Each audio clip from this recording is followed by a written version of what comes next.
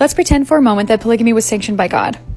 An angel did actually appear to Joseph Smith with a drawn sword, and it was 100% a commandment that he and others had to live. Let's look at how polygamy affects its participants mentally, and I'd love to hear from those of you who have been personally involved. Please stitch this. Firstly, during this time in church history, polygamy was illegal, so these women, all of these polygamous wives, lived in daily fear of being found out and tried and arrested. Polygamous wives limited their affection to their husbands as a strategy for emotional survival during absences. Annie Clark Tanner wrote of her husband, "When he came to my house, he was more like a guest." Zina Huntington wrote that the successful polygamous wife must regard her husband with indifference and with no other feelings than that of reverence, for love we regard as a false sentiment, a feeling which should have no existence in polygamy. Wives had to make a confidant of their children instead of their husbands. Annie Clark Tanner also wrote, "I have worshipped my children all my life, as I've had no husband to love, so all my life has been for them."